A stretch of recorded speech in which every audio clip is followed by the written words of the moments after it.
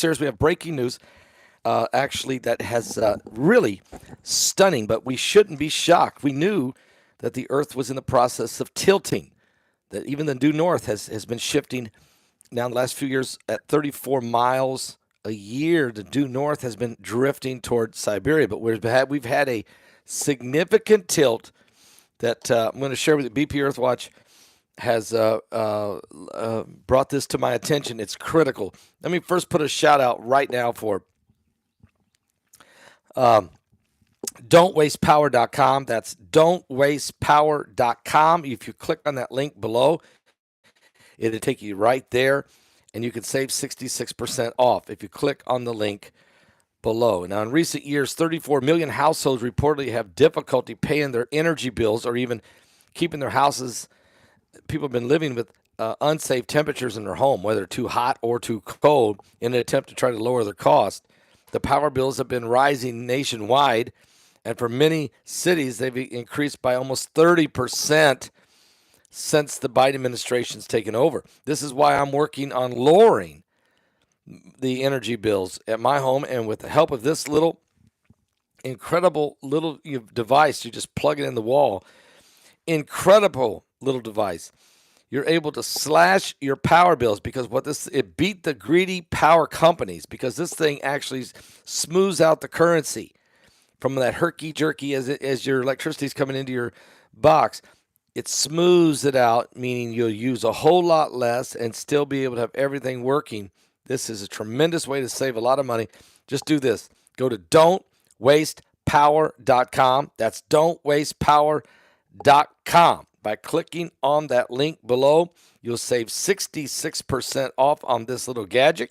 And they got free shipping. And if you click on that link, free shipping, you'll also get several other bonuses with every order completely free. So check it out.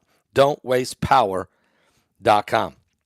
Okay, so BP EarthWatch, of course, we just did the webinar, right? We just did the webinar, Pole Shift. You can still get the ticket for it.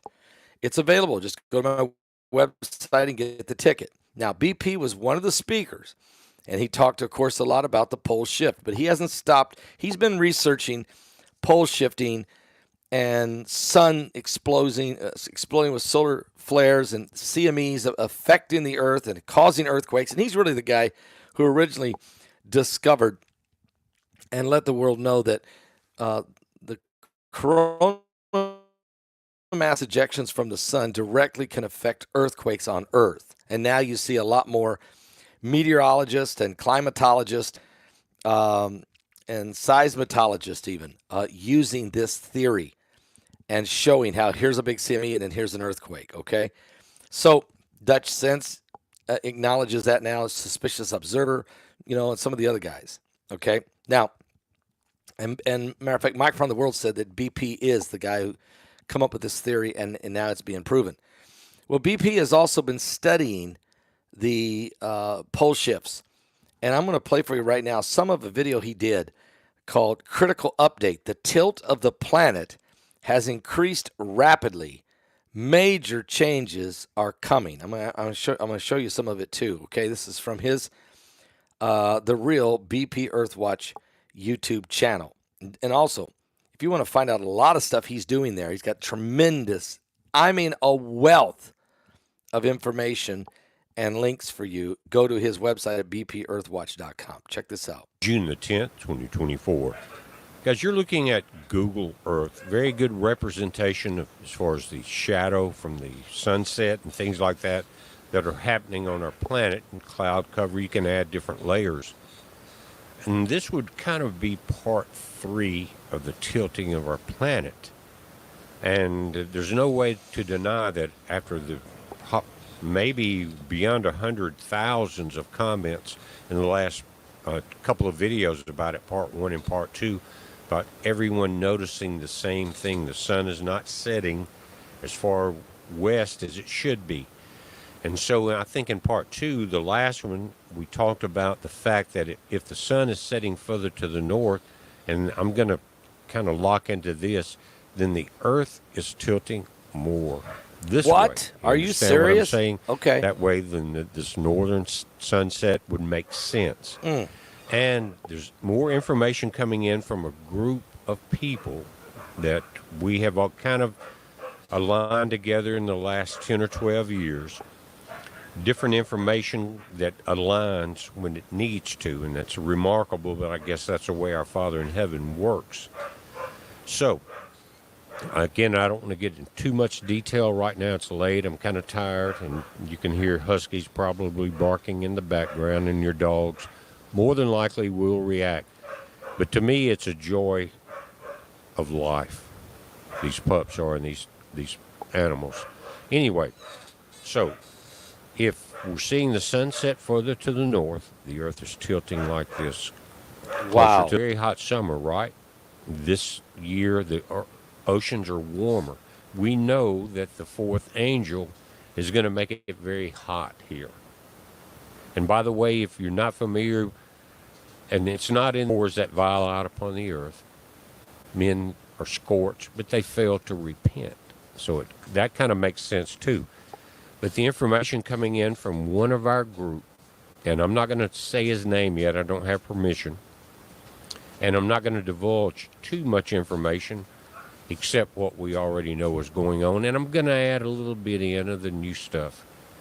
But we know the Earth, again, tilting forward like that. That's why we're getting the further north sunset. Now, last year was very hot. This year is going to be hotter. We can tell by the temperatures of the ocean. Yep, that's right. What if that this tilt was going to increase over the next 18 months incredibly fast? Are you serious, BP? There's a lot of factors that would come in there. And again, I don't want to, I'm not going to throw anybody's name out there yet until I have permission, and I would rather them come forward with their own information because they deserve the credit. The only reason I'm coming here now is because you and I have been watching this for a long time. Now, let's pull this up just a little. Here's the Tropic of Cancer, the equator, and the Tropic of Capricorn here. The equator normally, and it is always, the closest to the sun. That's why it's the hottest place, and that's why you have the tropical convergence zone and everything. But the equator is the hottest part of our planet. That's right. It's closest to the sun. Now, if the Earth is tilting this way, and we're dealing with the gravity, magnetics, and everything else as far as the connection between the Earth and the sun, then the equator, the Tropic of Cancer and the Tropic of Capricorn would be moving north. That makes sense. This makes perfect sense because last year the heat was unbearable, and it could very well possibly get worse this year because the temperature of the oceans. Now, that's 75% of the Earth's surface, right? So you've got a big heater involved there. Now, with this tilt, there's no way that this equator, Tropic of Cancer, is not moving north because it has to be. The equator is not a geological lock-in. It's tied to the tilt and the angle of the sun and the energy coming from the sun. So if we're tilting forward this way, the equator's moving north. Going north. Yeah. That has a lot of repercussion, guys, because the heat is going to move north. And the information I'm getting, again, just kind of on the lowdown right now, is that the equator, within 18 months, and we're seeing rapid tilting now, you can tell it by the sunset changes, will have moved so far north, guys, that it will be in Kentucky. What? 18 months. Now talk about the angels sounding those trumpets. In a battle, guys, the trumpets don't wait a long time if they're sounding for different reasons, either charge or retreat or move to the left or flank to the right, whatever it is. But they happen in rapid succession, and that's what we're seeing. So if we have this equatorial change in 18 months, they're saying Kentucky. Now, that's going to place this entire area into the desert. All of the more temperate zone will move north. That means a lot of the ice that you see in Greenland and further north will be more temperate. It will melt. this pole will change. It will move further towards Russia. Now, guys, think about this. Another thing, and you've heard me talk about it for years, is that there's a phenomenon known as the equatorial bulge, and it happens here. If you think about a merry-go-round, and it gets spinning fast, and you're holding on to the edge, and maybe they don't have them anymore, but when I was in elementary school back with Methuselah, it would try to throw you off the merry-go-round. Right. And guys, that's what we have now, according to satellite data, as they ping off the surface of the ocean, that at the equator, which I think has shifted in the last few years more than this map, that the ocean out here, because of that centrifugal force and that rotation, is 400 feet higher than it is when you get up along the U.S. 400-foot bulge. So yeah, it's a great, and you can watch this entire video at the real BP EarthWatch YouTube channel. And he's right. Because of the speed of the Earth, the water in the ocean then bulges out and is going to be higher. So that's deeper. The water is much deeper along the equator in the ocean than it is, let's say, up in Antarctica or the Arctic. So the key point here is, though, that we already know that the magnetic due north pole has shifted and has been shifting towards Siberia and Russia. And we also know that a pole shift is prophesied in the Bible, in the book of Isaiah chapter 24, where it says the earth will be turned upside down. What it means is the poles are going to shift. And this isn't the first time. If you watched our webinar, and you can get the webinar, you can get the ticket for the webinar today, go there right now, go to paulbegleyprophecy.com, and you can order your link, your copy of this webinar, and we'll send you your link, and you'll be able to watch the entire webinar as many times as you want, in any order that you want. You can go straight to BP and watch his presentation if you want, as many times as you want to watch it, until May 31st of next year. You've got it that long, so almost a year now. Now, in that, BP talks about this pole shift. He's not the only one. Gil Brazard, a phenomenal presentation about how many times we've already had a pole shift and what it did. And it was documented in the Bible, among the Asian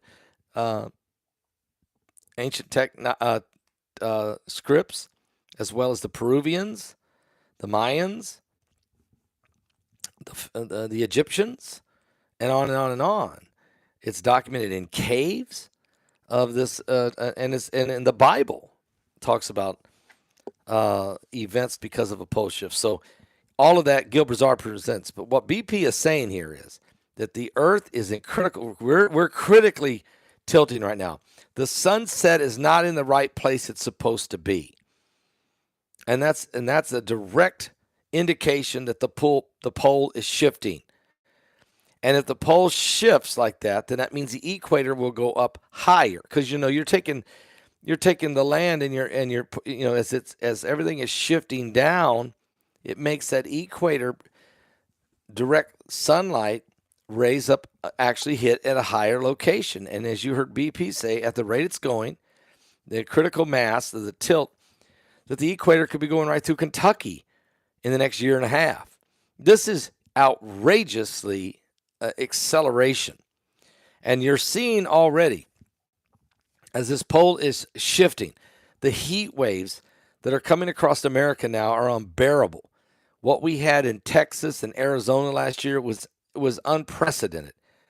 And if let's say the pole has shifted a couple more degrees, that excessive heat may be going to go right through Oklahoma, maybe right to Missouri, northern Arkansas, just shoot straight across. And we're going to be watching that development.